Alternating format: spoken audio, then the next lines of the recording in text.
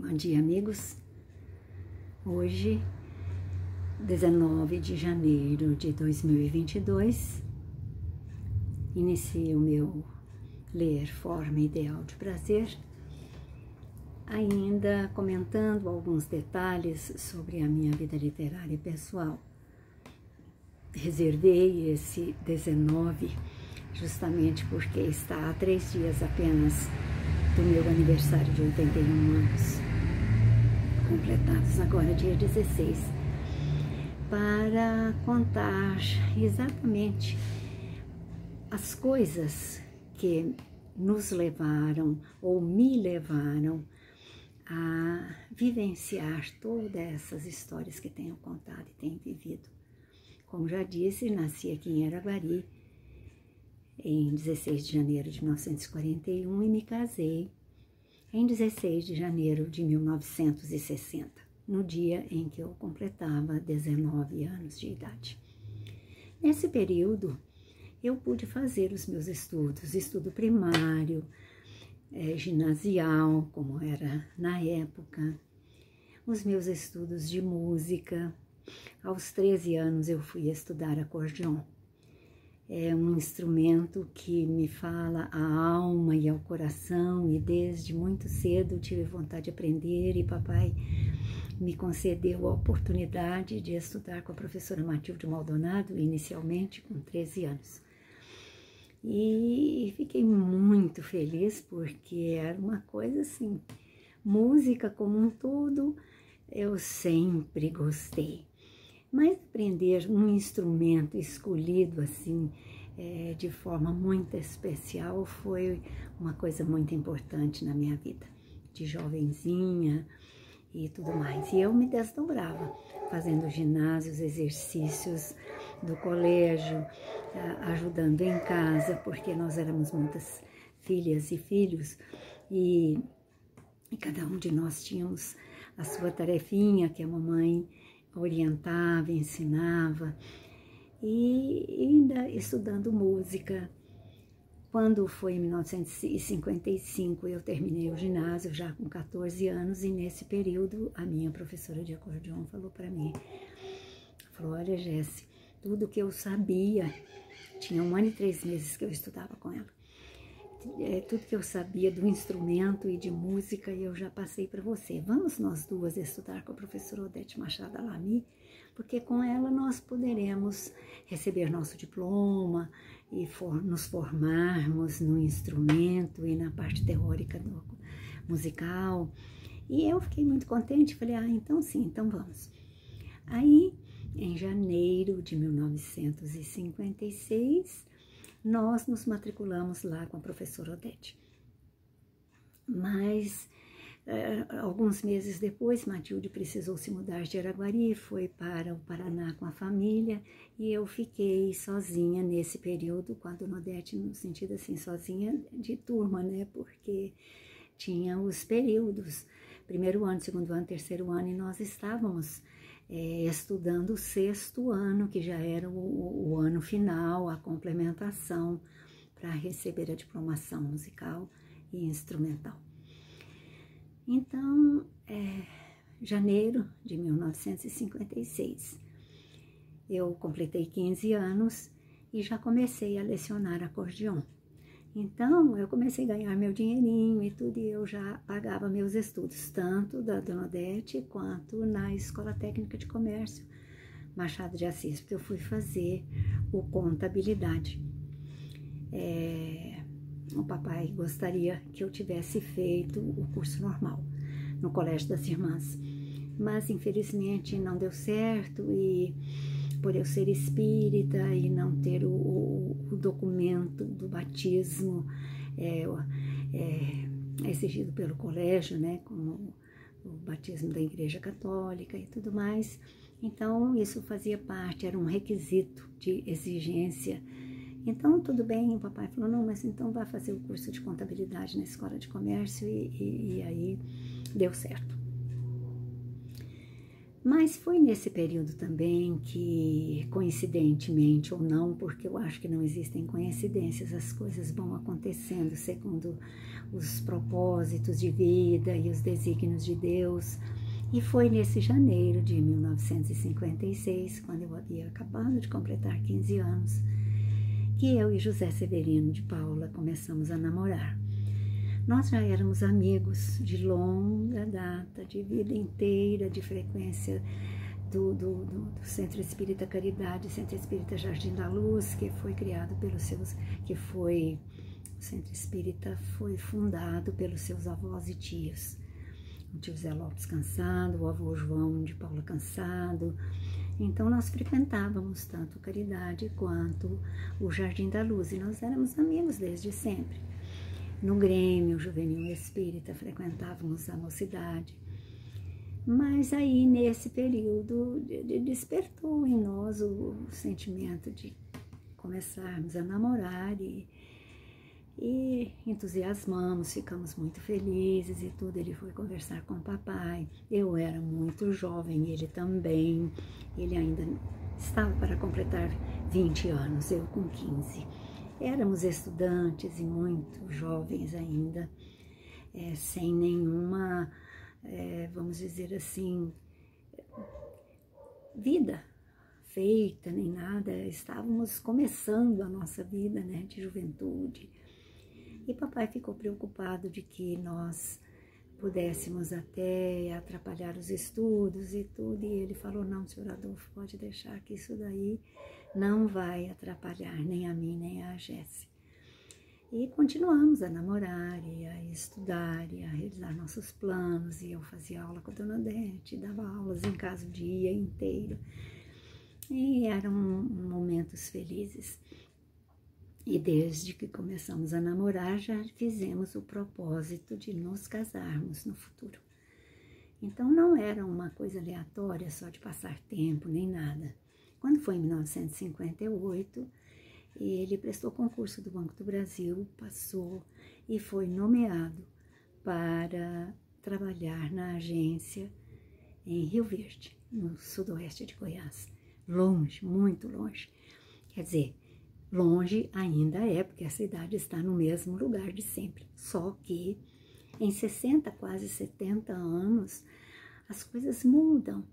E os processos, os instrumentos de tudo, de movimentação e de tudo, e estradas, tudo isso mudou nesse período. E é que com esse progresso as pessoas se aproximaram, parece que as cidades se juntaram mais. Mas naquele tempo as viagens até Rio Verde eram muito difíceis, de ônibus, estrada de chão com chuva, eram atolamentos e viagens de 12, 13, 14 horas de viagem. Hoje não, hoje é tudo asfaltado, hoje existe avião que faz as rotas direitinho. Mas a gente estava feliz e nada disso era empecilho para que a gente pudesse desistir de alguma coisa. Então, ele foi, em março de 1959, ele tomou posse na agência de Rio Verde. Ficamos noivos e preparando já o nosso casamento. E aí, em 16 de janeiro de 1960, nós nos casamos e eu me mudei para Rio Verde. A cerimônia foi uma cerimônia muito simples, em nossa casa mesmo. O cartório esteve lá, né? O escrivão foi à nossa casa, fez a cerimônia civil e nós casamos, e a parte doutrinária, religiosa, evangélica, o papai fez oração para os noivos, como era costume em nossa casa, e tivemos a alegria dos amigos, tanto espíritas quanto colegas de escola, amigos do papai, todos estiveram presentes em nosso casamento. E o primeiro casal que chegou antes mesmo, muito antes de começar a cerimônia, foi o seu Honor com a dona Elza, Honor Machado e Elza Machado. E após a oração oração que o papai fez para os noivos. O queridíssimo amigo, professor Newton Dias de Abreu, fez a saudação aos noivos falando pelos jovens do Grêmio Juvenil Espírita de Araguari. E eu tenho a foto ainda que mostra tudo isso que a gente relata. Naquele tempo não tinha gravação nem nada, hoje está tudo muito mudado, né? Mas a gente não esquece, são momentos especiais na nossa vivência. Então, quando nós chegamos em Rio Verde, o pessoal lá já estava me esperando. Parece incrível uma coisa dessa, né? Mas é que José Severino já havia contado aos colegas e algumas pessoas a quem ele já havia feito amizade, que eu dava aulas de música e ensinava acordeon. Mas aí quando eu cheguei lá já tinha uma turminha preparada me esperando ansiosamente para começar os estudos. E enquanto nós estivemos por lá, eu lecionei. Falei com a dona do hotel, aliás, ainda não contei esse detalhe porque ele me propôs, falou, olha, a minha intenção não é ficar para sempre lá em Rio Verde. Eu tenciono pedir transferência, mas por enquanto eu pensava que nós podíamos morar no hotel. Eu concordei de imediato, vamos, não tem problema nenhum. E deu tudo muito certo, eu conversei com a dona do hotel se eu poderia lecionar ali nas dependências, e ela aceitou plenamente, ainda ficou muito feliz porque ela ouvia, né, os alunos tocarem, e a gente entrava aluno, saía aluno, e era sempre uma movimentação muito agradável. Enquanto estivemos por lá, fizemos 2 shows beneficentes aos moldes, tanto no Odete Alami aqui, para angariar fundos, né, para os natais, para as pessoas pobres. E foi uma vivência muito boa. Ficamos em Rio Verde até outubro de 1961, quando viemos transferidos para Catalão. Aí já ficou um pouco mais fácil. Catalão era aqui bem mais perto que Araguari, para nós estarmos junto com as famílias, tanto dele quanto a minha.